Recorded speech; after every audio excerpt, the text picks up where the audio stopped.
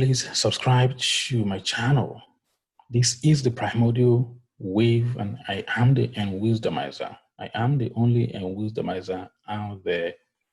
Again, welcome to another episode of Enwisdomization, where we try to contextualize history, trying to put things in perspective. We're trying to expose the lies being told to the people. Please click the subscription button. Thank you for subscribing to my channel. We have been discussing the African influence on classical Greek civilization, how Africa helped to shape what you call today as Greek civilization. And we have to remember that Greek civilization is very important when we look at the modern world, because the factors, the forces that led to emergence of Indo-European Western civilization could be traced back to Greece. And we are taking it further way back in history. And we are arguing, like so many other people have done, that what you consider Greek civilization was indeed, and in fact, an African-induced, an African-propelled civilization. And we're arguing here that the forces and the factors that led to Greek people receiving enlightenment and education and civilization, philosophy, mathematics, science, which led to what you call today as Western civilization. Those factors, those forces came from Africa. But the reality of our world today is that those African influence or influences have been undermined, has been scratched out of the pages of history, has been replaced, has been misappropriated by other people. And we're here to say it is time to speak the truth. It is time to revisit the history and put things in proper perspective, because it is important. Because if you don't know where you are coming from, it's difficult to know exactly where you are going to. And it is my understanding that one of the reasons that the African continent and the African people continue to exhibit this pathological mental defeatism, this low self-esteem in relation to other societies, in relation to other races of people, is because our history has been mistold. Our history has been misinformed. Our history has been misappropriated. And most school textbooks, which of course, most of them are garbage, full of nonsense, and that these are the things we study in universities and colleges, and a bunch of nonsense taught as history. Most of this information we digest and absorb are total fabrication, and the fabrications are intentional. They're intentional because the history makers, the controllers, those who control other people's minds, have decided that on the course of the evolution of history, they have told the story of how Africa has not offered any cogent, any meaningful contribution to humanity. And then, on the other way around, on the other hand, people are beginning to expose documents, archaeological information, scripts, papyrus. They're beginning to expose and investigate that actually Africa was at the basis of the formation of the human consciousness, the human elevated consciousness, right? And that is what we have been discussing here. We are going to continue in this series of unwisdomization. To unwisdomize is to make wiser. Please, if you like to read, get this book by Cheikh Anta Diop. Cheikh Anta Diop, The African Origin of Civilization. Very important. Cheikh Anta Diop is one of my favorite writers because he's a scholar, he's a researcher, he's a scientist, he's a philosopher, he's a historian. I don't know if Africa still produces this kind of brand of people who really are into research. Because today we hear that people have doctorate degrees and all these advanced degrees, but it becomes like a title. It becomes like just things to show off, a worthless piece of paper to show up.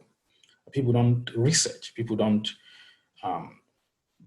invest their time, their energy into deep research. And that also tells why Africa continues to suffer in terms of the paucity of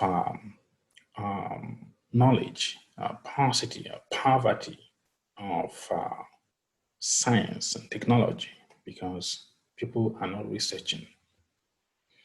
The new people we regard as PhD holders are not deep when they research. They regurgitate information that is already known. And that is not helping the continent. And that is the kind of information they feed to students. And then these students are graduating and not having the mental capacity to function in a world that is highly advanced, right? Now, another book worth reading is The Black Genesis by Robert Bauval. This gentleman is a good writer. If you want to investigate that ancient Egyptian civilization was a Black African civilization, read this book. It's very, very important. It's one of the books that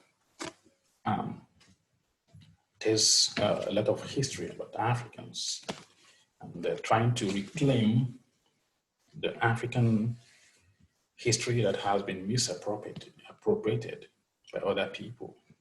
Now, another book important, this is a very voluminous book, Ancient Egypt, Light of the World, Ancient Egypt, Light of the World by Gerald Massey. Gerald Massey is a British writer. This guy is very deep. If you want to understand the theological construct, the soteriological construct, the astrotheologies, the astromythologies of ancient Africa that led to the formation of Christian theology, right? Read Gerald Massey, because he had access to certain material that might not be available to us today, or might be hidden away somewhere in Masonic lodges, that they will not let you read. Because when you have access to such high level of knowledge, you're probably going to reject the religious indoctrination and brainwashing that has been imposed to the entire continent by the way of Christianity and Islamic religion as well. Because what has happened to the Africans is that the African continent is divided into two ideological divisions, Christianity on the one hand and Islamism on the other hand. And these two ideological factors or forces are constantly at war with each other.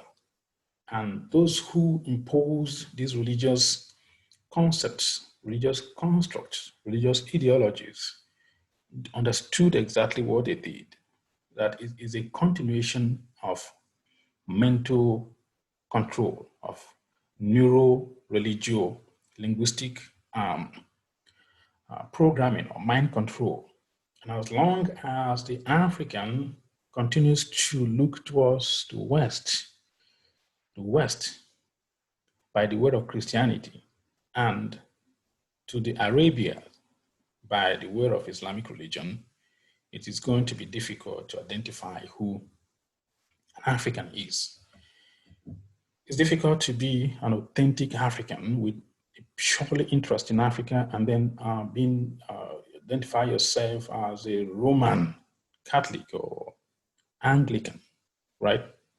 I know this is kind of controversial, but that is just a fact. Because once you align yourself to these foreign ideologies, to these foreign impositions, to these outside constructed ideological setups, what happens is that your allegiance, the allegiance of your soul, the allegiance of your mind, the allegiance of your entire mental construct goes to these places that you have pledged to follow, or these institutions of religions that you have pledged to follow. If you are an imam, your entire mental construct goes to the Arabia. It goes to Arabia. It goes to religion of the Mohammedan religion, right? And by so doing, it means that your essence is being compromised. Your morals, your natural, inherited ancestral customs is being compromised. And if you study history, if you look at history properly, there are something that I found to be very constant in history, and that is the fact that any group of people who conquer another people, or anyone who conquers another person, or any race or nation, throughout, and this has happened consistently throughout antiquities in ancient time. If one group of people conquer another group, there's something they always go after, and that is the spiritual concept of their self-identity has to be destroyed. Throughout ancient time, that has always been. If one nation enters a war with another nation, and one nation, the superior nation conquers the weaker nation, they destroy their temple. They impose a foreign concept of God on them because they understood that to subjugate a person, to take a person's sense of self, you have to destroy completely and take away the idea they have about the divine and give them a new concept, a new construct. Even if you read the Bible, this concept, this reality is very pronounced in Bible. For example, the Judas Maccabees revolution. The Jewish family called the Judas Maccabees, when they fought the Greek Hellenic pagan society, pagan world, it was because the Greek people and the Romans were trying to destroy the concept of God, and replace them with their own Hellenic, foreign religious ideologies. Okay? In 70 AD, when Emperor Titus invaded Jerusalem, the first thing he did was what?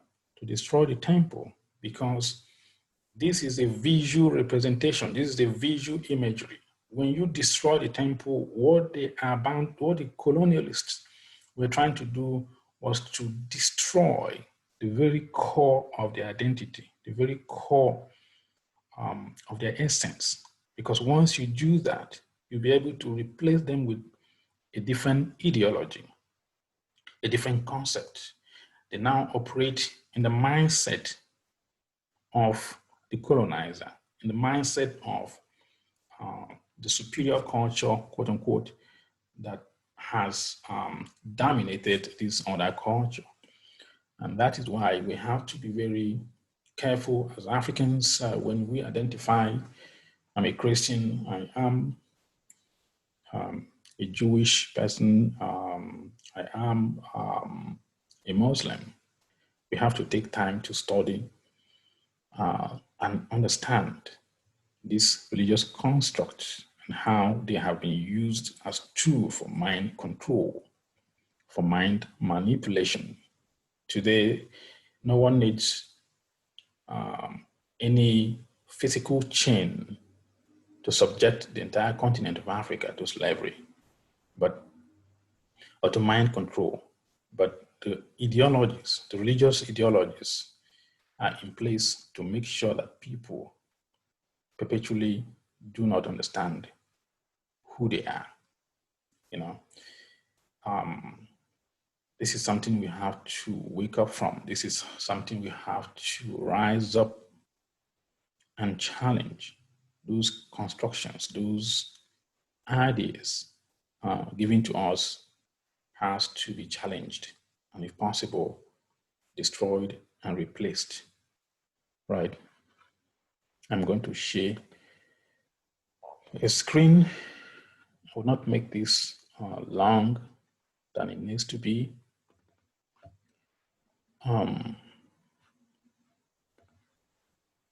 Give me one moment to share my screen.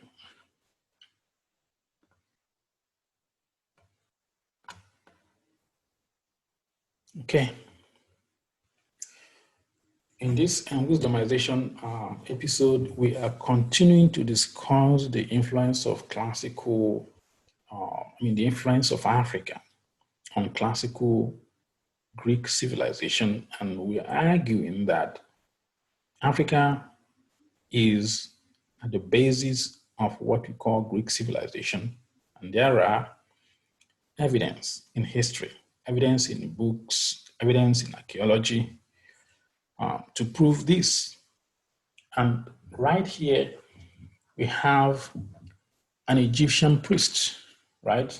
And this is a Greek statesman, a prominent ancient Greek statesman, philosopher, a thinker, high-ranking official in ancient Greece. His name is Solon. Solon went to Egypt and he consulted with an ancient African priest, right? And they were having conversation.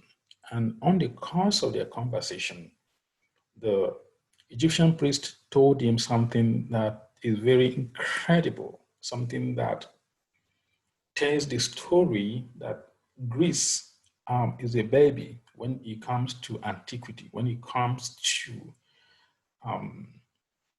the history of the establishment of what you call the Hellenic civilization. And this is exactly the quotation that that Egyptian priest, this is exactly how the words spoken to Solon by the Egyptian priests. This was written by Plato in Timaeus, Plato's work called Timaeus. This is where this dialogue happened, this conversation happened.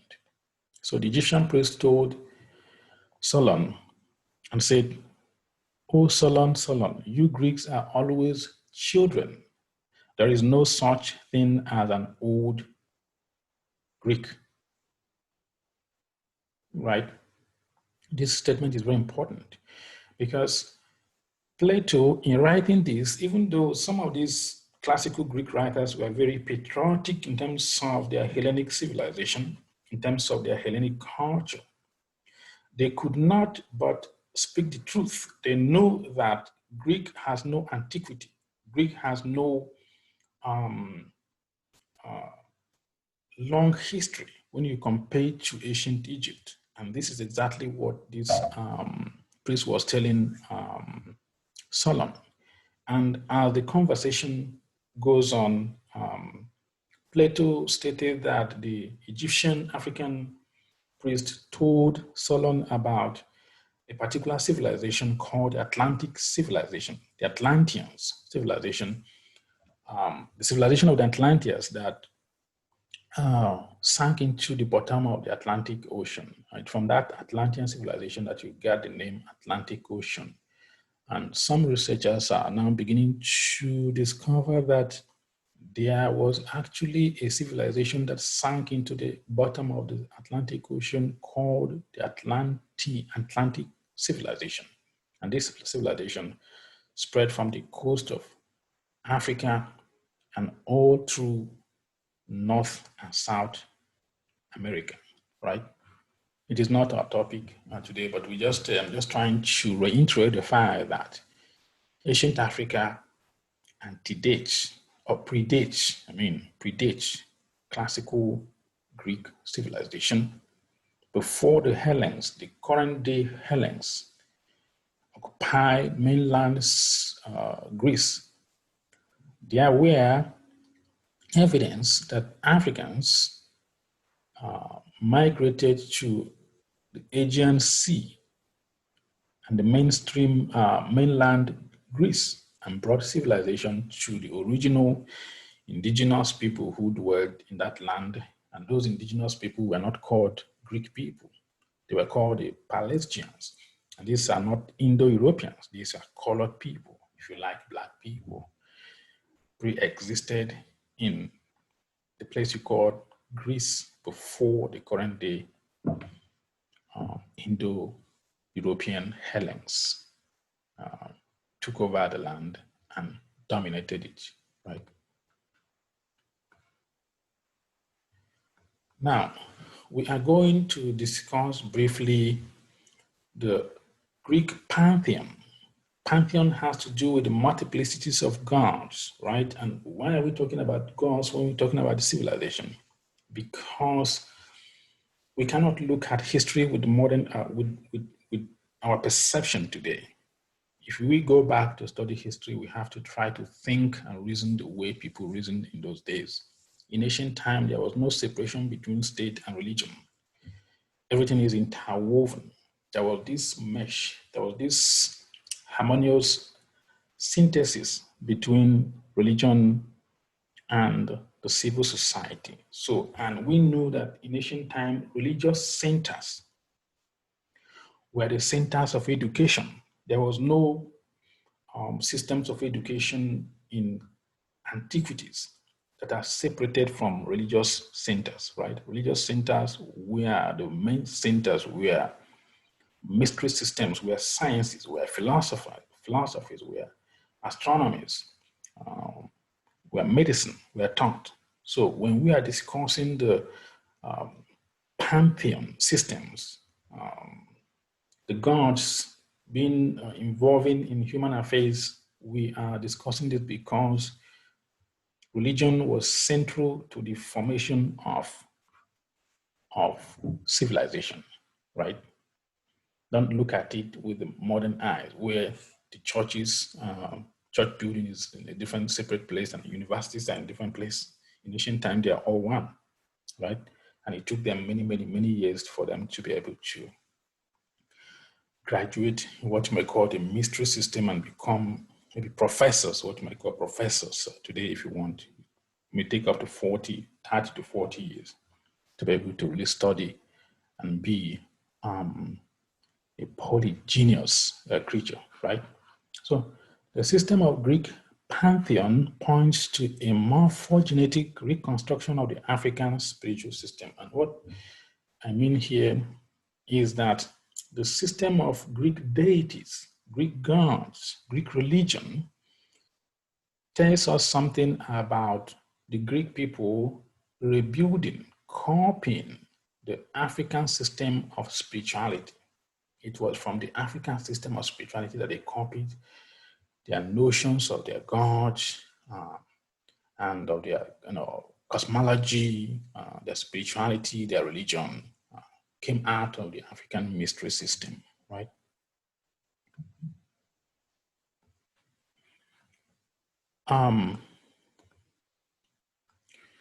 Hesiod, Herodotus, this guy has been called the father of history. He has been called the father of history. He's a Greek writer, a Greek documenter, chronicler, historian, if you want.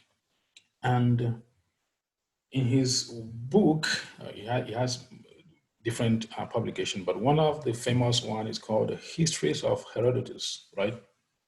And in this history, this book here, I think this is a translation, right?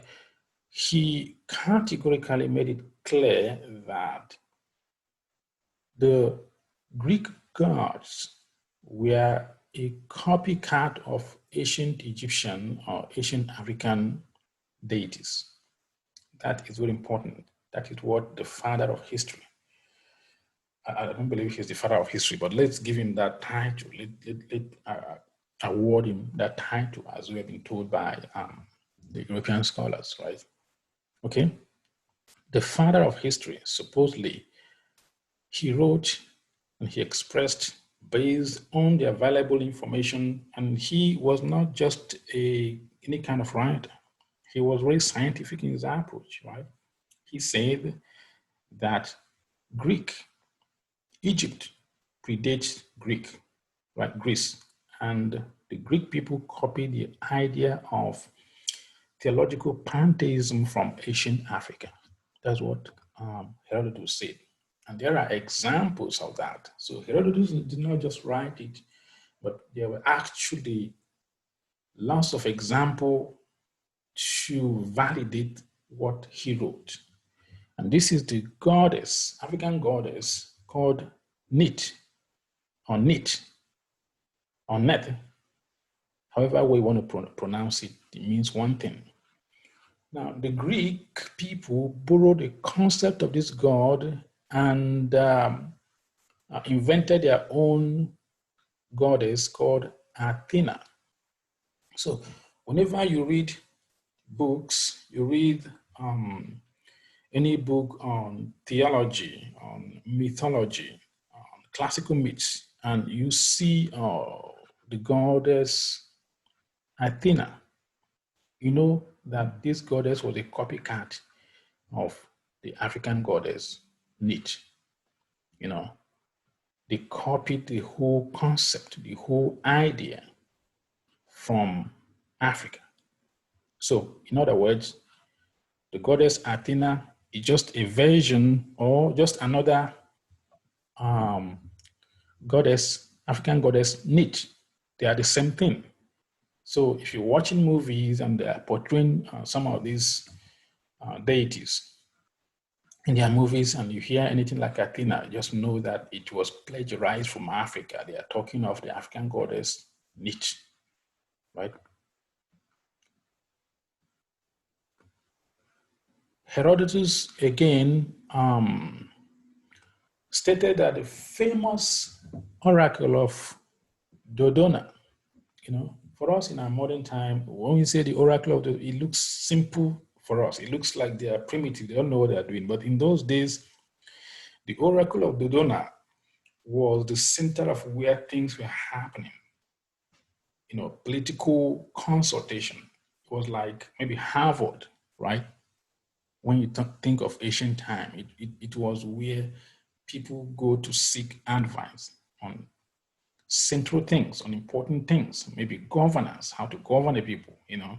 So the priests of these temples were more or less like the professors, you know, what you may call today as the professors. So Herodotus wrote that the oracle of Dodona had an African origin.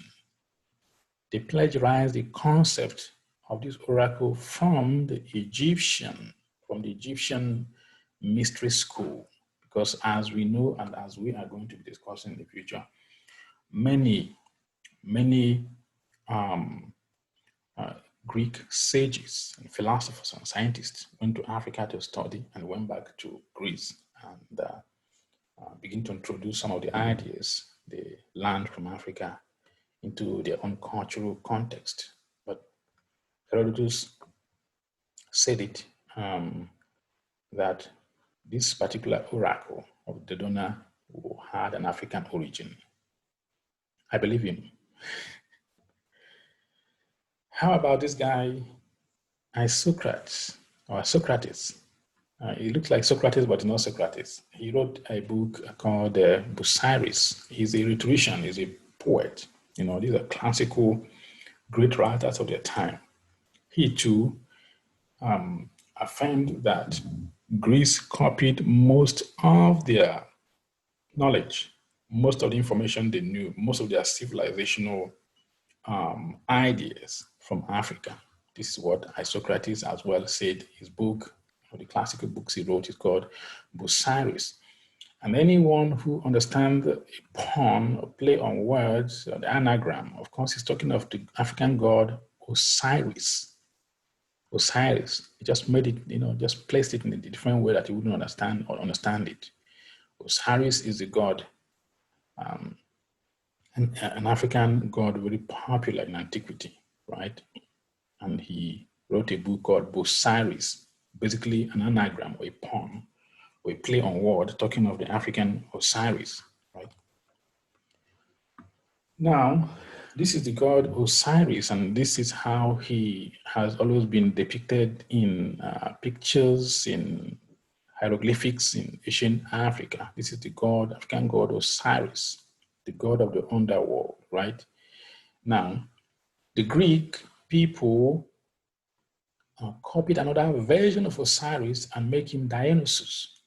Dionysus, whenever you read any literature and you see the god Dionysus, you know they're talking of the god Osiris, the African god Osiris, a copycat, like a photocopy, right? So the Greek god Osiris came from African. The whole idea, the whole concept, the whole theological construction was very African. They seem similar because Dionysus is actually the god Osiris. So still they're stealing a lot of African things. It's called the god of redemption. And this is where a lot of Christians get pissed off when you say Dionysus enjoined his followers. He was born of Immaculate Conception, right? Dionysus was born of Immaculate Conception. He was born of like what you call virgin birth.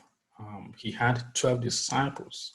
He was crucified, and he enjoined his disciples to drink his blood to have life. The same theological construction that later began to show in Christian theologies by church fathers and by the writers of the New Testament. And many people might not know, because when you saw the Gospel of St. John, the Gospel of St. Matthew, the Gospel of St. Luke, Luke did not write, Luke as an apostle did not write the Gospel of St. Luke. We don't know who wrote these four Gospels. We don't know. Matthew did not write Matthew. And this is what a lot of people don't actually know. So who wrote them then? We don't know. They're anonymous. And there are reasons to why they remain anonymous. And they're called pseudo-epigraphical. We don't know who wrote them. And it's not our topic today, but maybe in the future we can discuss as to why these people hid their identity, because they fabricated a lot of things and they copied and plagiarized from ancient pre-existing religious texts. How can you say that they copied most of the concepts and ideas of redemption from pre-existing texts from ancient time? How many Christians know that Dionysus say, you have to drink my blood to have life? It's called the god of wine. Again, those people who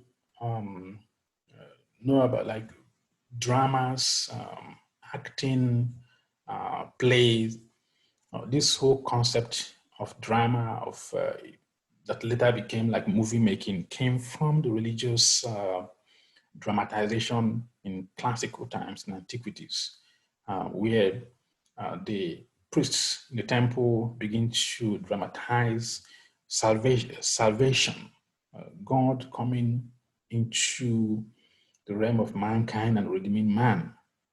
That's where the concept of drama came from. Again, Dionysus is a Greek version of Osiris. So whenever you hear Dionysus, you know they're talking of an African god. This is the god of the underworld, right? In Africa. Now, from Africa to Greece, and then from Greece to Rome. So when Romans copied from Greek about Dionysus, the god Dionysus become what? Bacchus. You see in some places, like you see certain wine called Bacchus, because they are talking of the god of wine. Certain, like if you go to buy wine in wine stores, you're going to see some wine known as Bacchus, because they are telling you is the god who offered himself as wine for his followers to drink and have eternal life. the same concept that replayed later on, thousands of years later, in the Christian theology, right? Osiris as well tell his followers, you have to eat my body to have eternal life. The same principle that we saw replicated and copied in the New Testament, right? And that is reason why the church, particularly the papacy, persecuted some of the theologians of olden days, like Origen. One of the things that Origen wrote, which was not in agreement with church's theology, is that Christ, the whole theological construction, the whole doctrinal construct of Christ came from the Greek Bacchus. He wrote it, and that made him feel out of favor with the church, because they didn't want to hear that truth. Another historian, classical writer that is worth mentioning is Pindar. In the 5th century BC, the poet Pindar wrote a poem titled Hymn to Ammon, in which he stated that Ammon is the king of Olympus, right? We have to know what this guy is saying here, because for the proud Greek people of classical antiquity, this must have been kind of upsetting to a lot of people, because what he's saying is that Ammon, or the god Amen, was the king of Olympus god. Olympus is like the congregation of the gods within Greek mythology. And he is saying that an African god, Amen or Ammon, is the king of the Olympus, Why this is important is because the classical Greek writers were so obsessed with ancient Egypt, because at the back of their mind, in their research and based on the materials and the oral history available to them at that point, they knew that Egypt, or rather Africa, was the bringer of civilization to the classical Greek people. Ammon was worshipped in Athens during the 4th century BC.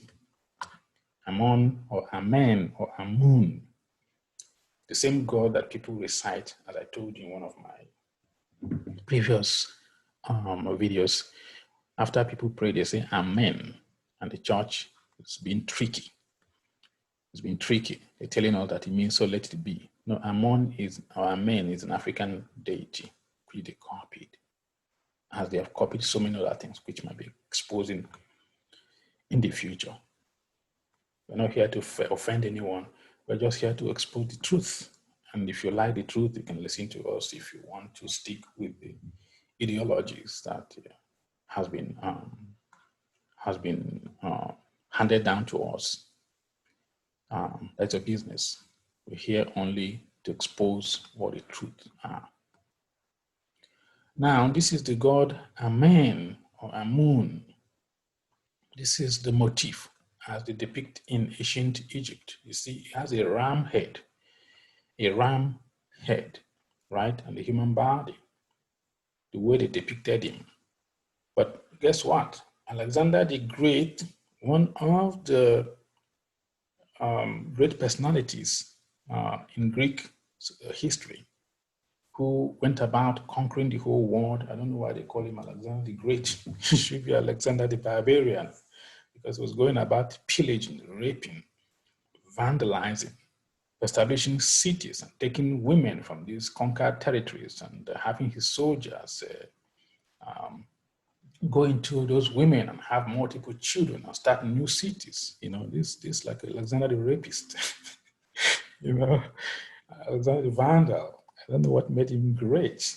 People who live by the sword of conquest. It was after his name, in a place today called Alexandria, Egypt, was named after him, because he came to sometime in 300 BC, I think mid 300 BC, conquered places, many places in the Middle East, and then established himself as God. You see that he is, I'm going to read this. Alexander the Great declared himself the son of Ammon. You see? Remember, at this time, these people had available information that everything links back to Africa. A Greek person declaring himself the son of an Egyptian god, African god. You know, what was in his mind? What was he thinking? Because they were obsessed with ancient Egypt. Why didn't he declare himself the son of a Greek god? He said he was the son of Ammon or Amen, the ancient African god. This is what Alexander the Great did. And in coins, you see that they replicate the ram horn on his head. You see, when they made his coins in those days, they gave him a horn because he said he's the son of Amen, African god, because African god was represented by a ram. And we also have to understand that these motifs should not be taken literally. And that's why a lot of people mistook what they call primitive worship or primitive religion. They don't understand the science of it. If you don't understand the science of it, you're going to think they're just bad people worshiping demons and devils. That's what the church programs you to believe. But when you know the science of it, when they say ram is alluding to Aries. Aries, the zodiac constellation of Aries. Because I'm guessing that at that time the sun must probably be the constellation of Aries, right? So I think this is just what I'm mentioning, because I said when they encode, we decode. Everything goes back to Africa. Everything goes back to Africa, right? Now, this is the goddess Isis. The Greek version of the goddess Isis is who? Demeter. Demeter, they came to Africa, they learned about the goddess Isis, one of the oldest deity in the world. They learned about it and then go and form their own and call him Demeter. So whenever you see this in literatures, know that they are talking about you. It's your shit they took. If you see Demeter, know that Demeter is Isis, right? They didn't have original thought. Everything they have is stolen. They just rebaptized it and brought it back. The concept of Virgin Mary, a mother with a child nursing, this iconic picture you see in the churches of Virgin Mary came from Isis. That is straight where they took it from, right? That's where they took it from. The mother goddess Isis, and this predates most of the what I call the goddess deities of the modern time. This is ancient. This is very in antiquities, right? You see, he's holding the Son of God. Who is Son of God? Horus. Horus had 12 disciples. Horus taught in the temple at the age of 12. He was crucified and he rose again. This theological construct predates Christianity. So you're wondering who copied from who, and that's why they always encourage you not to study all these things, because once you do, your eyes will open and you see the truth, you know. And then we continue exposing the Greek plagiarism of ancient African deities. Now, this is the god Thoth. In all human history, the god Thoth was said to be the god who brought science, philosophy, art of writing, engineering, astronomy. Is the God who taught mankind education. The God who taught mankind education, who enlightened mankind. Is depicted with the head of a bird, right? The God Thoth in ancient Africa. Now, the Greek people plagiarized this god and called him what? Hermes Trismegistus. So when you read a book and you hear Hermes Trismegistus, know that they are talking about your thing, your African god. They just gave it a different name. And they claim that Hermes Trismegistus has wrote so many, you're talking of hundreds and hundreds, if not thousands of books, but actually the African god Thoth or Tahuti. In places, you see him written as Thoth or Tahuti. Now, we know that when Greek civilization collapsed, when Greek hegemony, rulership, empire, I mean to say, when Greek empire collapsed, Rome took over from Greece. And then from Rome, we get the modern Western society and civilization we have today, right? But when the Greeks plagiarized the Egyptian god Thoth and Greek civilization collapsed, Rome also took from them and renamed their own god Mercury. The god Mercury is actually the god Thoth, right? So all of them are coming from Africa. They always draw him with a wing on his head. He has the caduceus, right? We're not going to go explain this esoteric symbolism, but that's not our topic today. But I'm just trying to say the lineage of plagiarism going on. Whenever you see the god Mercury, or you see the god, you see this mystical, historical individual depicted in any work, they are talking of African stuff, African shit. They are talking of African god Thoth, right? They're very important. Now, this is the god of wealth. Wealth, let's not get distracted. How about the god Anubis? Anubis, the African god Anubis, depicted with a dog head or something. The Greek copied him and renamed him what? Hades. Even if you read the Bible, you're going to see where they mention Hades, the underworld, or hell, right? Right? You see?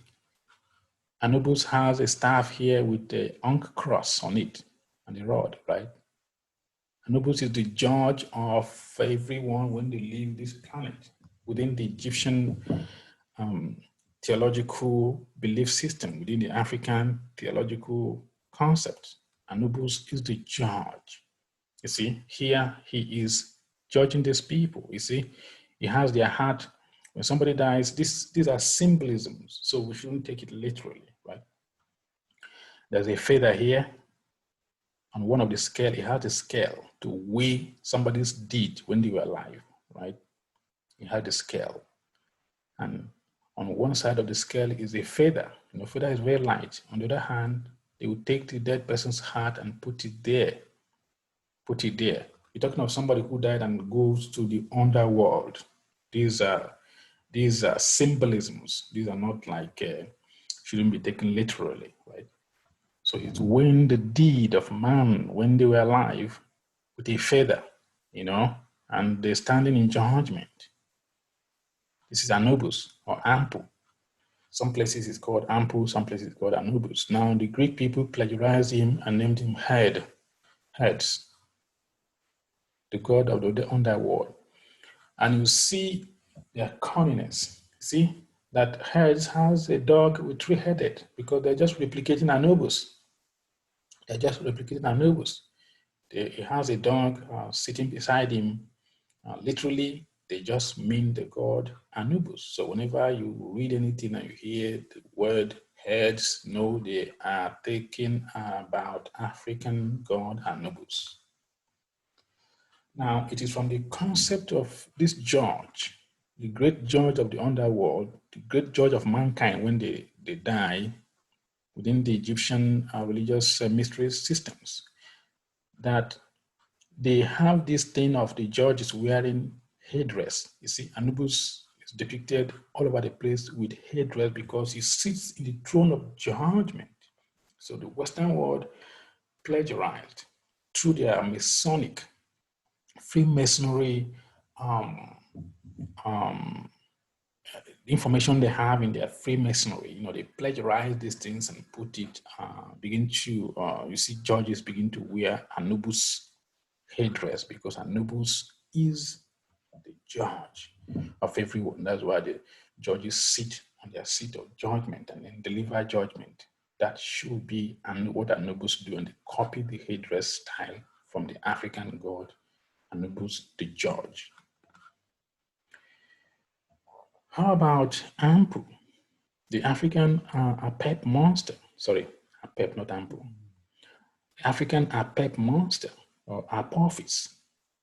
The Greek plagiarized African Apep monster. Apep is the chaos god, I mean, like the devil within ancient Egyptian belief system. Now, the Greek plagiarized the same thing and called him Typhoon. So when you hear Typhoon, literally Satan, or the chaos god, the god of evil, the god of darkness, and anything chaotic, right?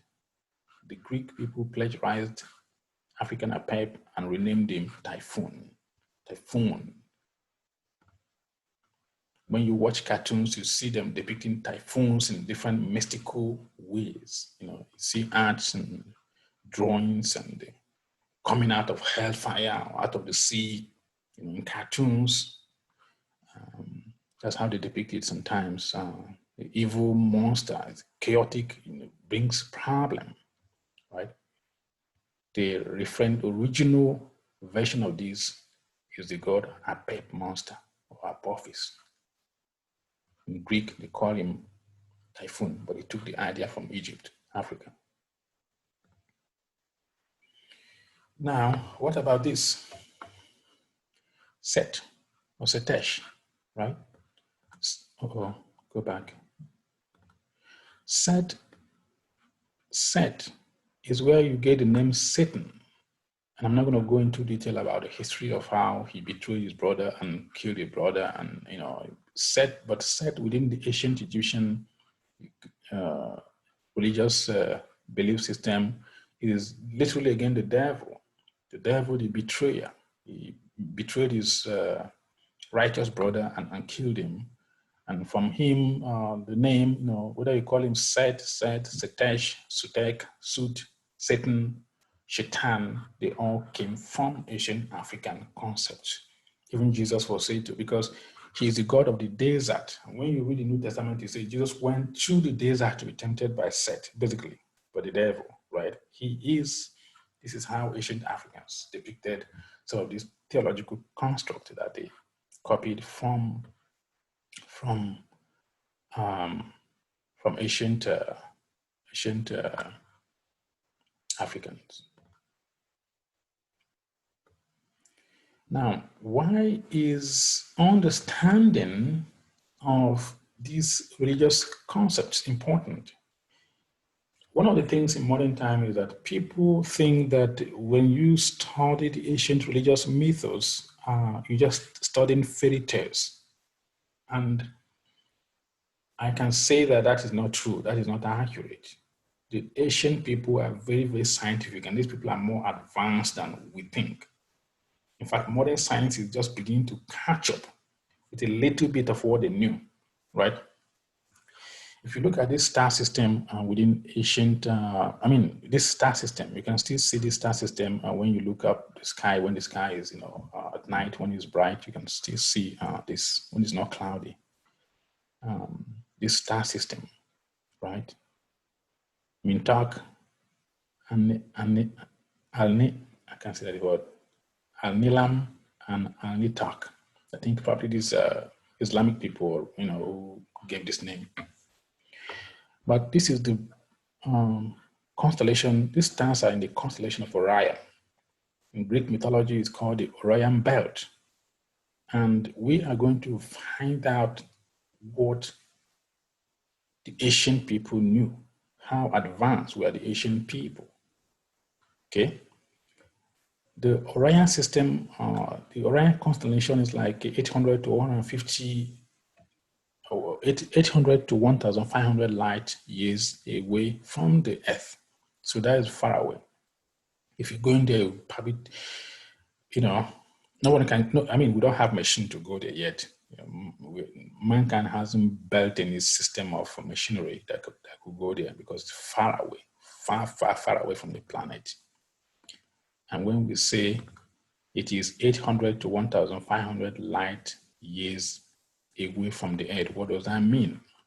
What does light year mean? Light year, the distance in space are calculated in light years. Light year indicates the distance that light travels in 1 year. Remember, light is very, very fast.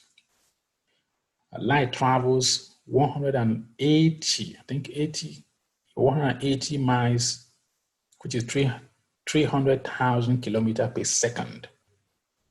It travels 11 million miles, which is 18 million kilometers in 1 minute.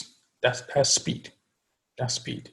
So in 1 year, light would have traveled 5,600 billion miles or 9,000 billion kilometers, right?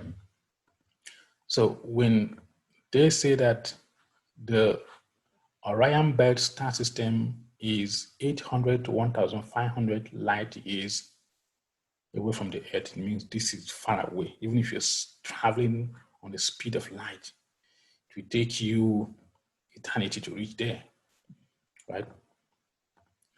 So why are we saying this? Because we showed you the star system, the Orion star system, the Orion constellation, and we have been watching history channels, we've been reading books about the Pyramid of Giza, the Pyramid of Giza. And when you understood the mathematical, the geometrical knowledge, the scientific knowledge of ancient people, you know they're not stupid as we think they are. They're not stupid. They're not stupid as we think they are. Sorry. I need to go back.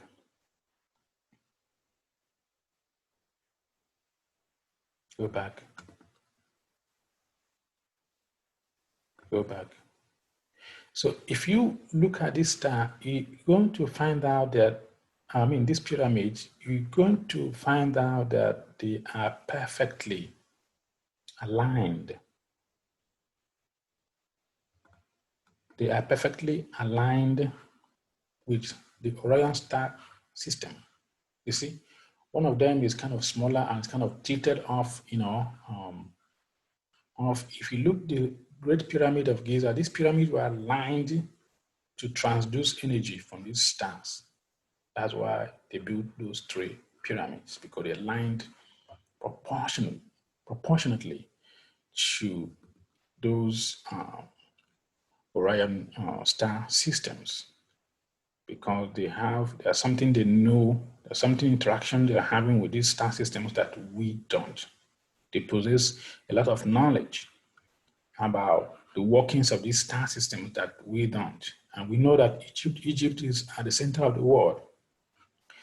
And the pyramids serve as geodetic marker. Geodetic marker, it marks the center of the world, the center of the planet. This is pure science. This is pure science. So how did these people we presume were primitive come to know all these things? How did they know all these things if they were that primitive, right? See, the smaller star should be here.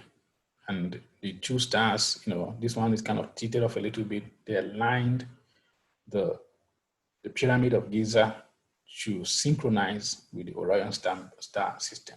We're not going to go into detail as to what knowledge they possess about this star. Maybe sometime we can do that in the future.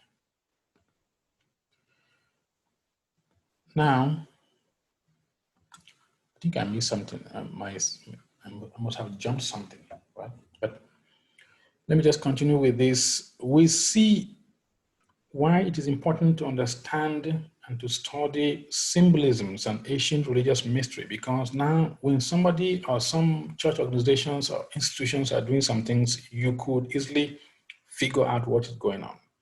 You could easily figure out what is happening, right?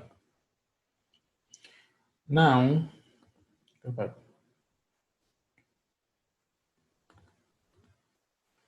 Okay, I disjointed I'm so sorry, I disjointed my slide.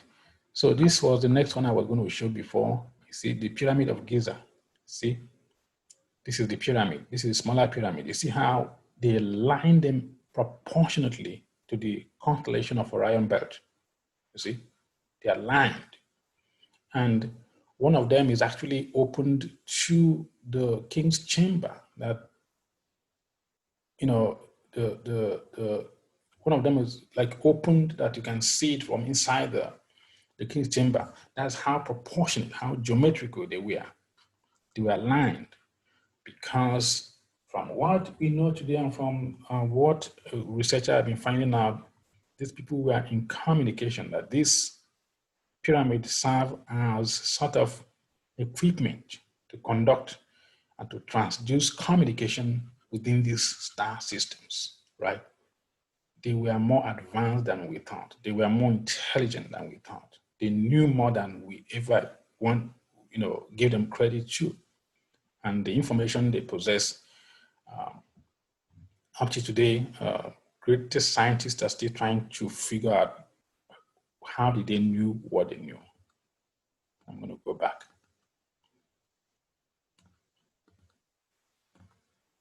My slide is disjointed for some reason, but if you see this hand, it's called the hand of Sabazus. That's why it's difficult. It's good to study symbolisms and ancient simulacras and signs. The hand of Sabazus. Sabazus, like a place. This is the map of Phrygia, and the worship of the hand of Sabazus. This is Sabazus, the god Sabazus. The worship of this hand started long time ago, somewhere in Phrygia, right? And we see, look at this hand exactly. I'm going to show you where they still use this evil hand, quote unquote, to bless people today, because people who do that kind of sign don't know what they are doing. Or they know what they are doing, but then they just want to keep deceiving people and lying to people. It's the same hand of Sabazus that in the modern time, the popes bless people when they bless, the priests want to bless, they do this kind of hard, 2 up, 2 down, very occult, very esoteric. When they draw the Jesus, I mean, this is not the picture of Jesus. That's what people put in churches as the picture of Jesus, and a typical Indo-European man with beard and looking very feminine, right? 2 hands up, 2 hands down. You know, this hand here predates the construction of Christianity. And this is the God Baphomet that Satanists worship. You see the same hand gesture that you see the picture of Jesus drawing, and this one is way older than Christianity, right?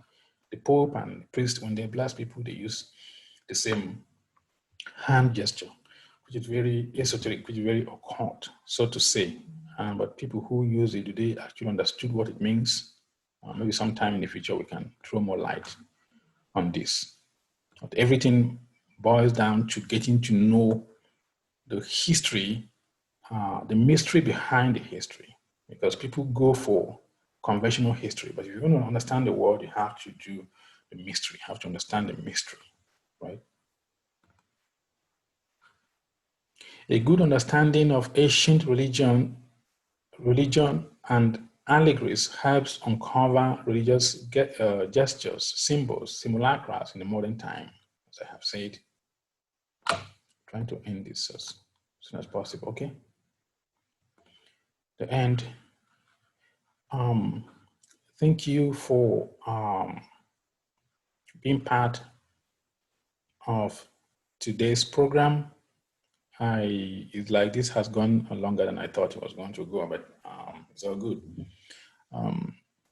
Continue to visit my channel, and once I put out any content, any material, you will be able to see it and then to meditate on the content and the context of what we're trying to present.